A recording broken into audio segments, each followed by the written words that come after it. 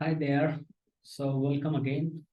In this module, we are going to discuss few points which determines which regulator is best for a specific application. So we have reviewed earlier, there are two types of regulator. One is called as standard regulator and one is called as LDO. And in between that, there was this quasi LDO.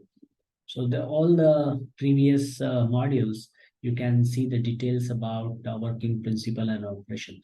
But now, let's say you are requiring a regulator integrated circuits, and in the market you want to choose amongst them. So there are few parameters that one needs to consider for choosing between the standard LDO or typical regulator uh, or especially low dropout voltage regulator. So there are typical ones such as standard, and the other one is low dropout.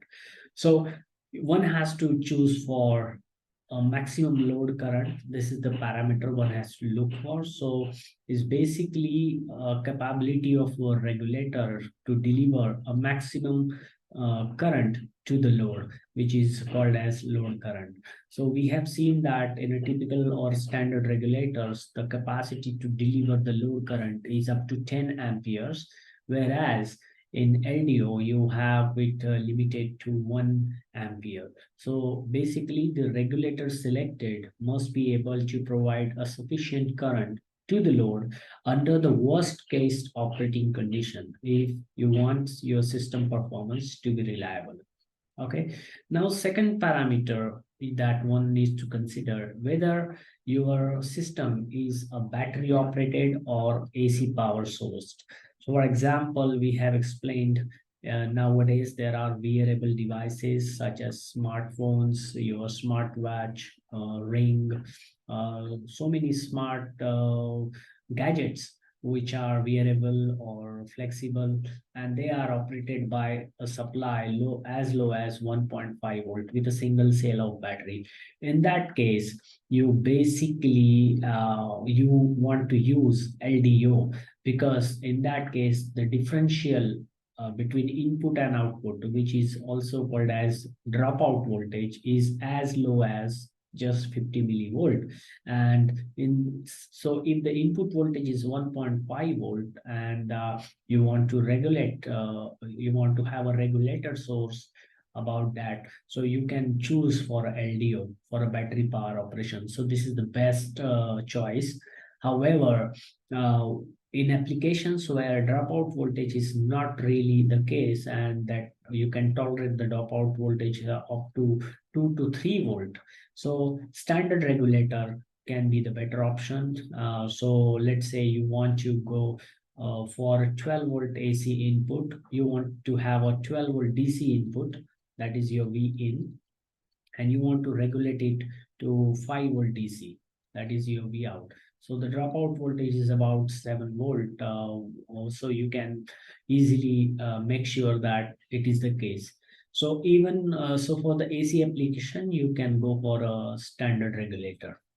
Now, the next parameter here is the output voltage precision, which is called as tolerance. Once you have a steady output voltage, let's say it is up to 5 volt, and you want to keep it constant within plus or minus 5% of tolerance. So accordingly, you have to choose the regulator IC, which specifies the maximum variation you can have in your output voltage. Okay. So with the advanced circuit design techniques and other design capabilities, you also have a regulators which provides you 2% maximum variations in their output. So that's the output voltage precision in your regulators.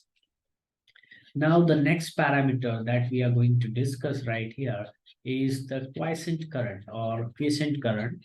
So it's basically a current that is being drawn by your regulator circuit or regulator IC, even when it is shut down or it is delivering a minimum amount of current to the load. So even if it is not working, if it is shut down, or very low value of load current is being delivered to the load.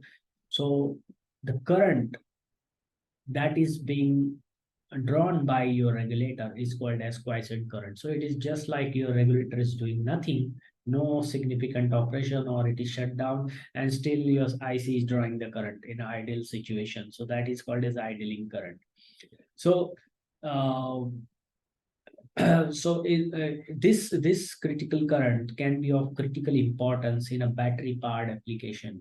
For a standard regulator, it may not be that concern, but for a battery power applications where LDOs are used, so this current is a concern. Okay, so in some application, regulator may spend most of its life shut off in a standby mode and only supply load current when the main regulator fails. In these cases, the quiescent current determines the battery life. So you have to be careful in choosing your regulator. Now, many of the new LDO regulators, low dropout regulators, they are optimized for low quiescent current. So the value of the quiescent current is about, let's say, 75 to 150 milliampere. That is the IQ in LDO, right? This is a IQ value in LDO. So the new versions of LDOs are optimized for this value, and this provides significant improvement over typical regulator, which draws several milliamperes. For example, your standard regulators. Finally, I want to draw your attention to the special features such as shutdown pin. So a low power shutdown pin allows the regulator to be switched off by a logic gate or a microcontroller. So you can use the output of the logic gate or a microcontroller to provide to switch off your regulator when it is needed. Then there is another feature called as error flag. So I am going to explain you what an error flag is. So this flag is used to alert monitoring or the control circuitry that the output has dropped about 5% of its nominal value.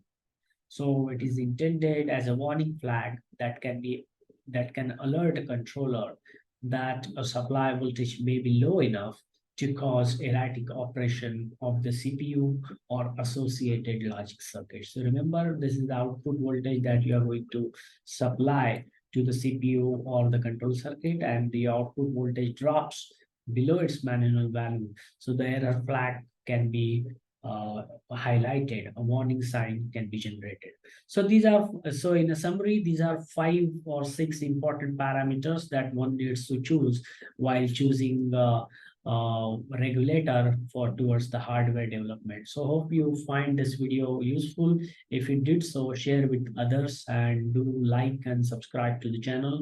Wish you happy learning.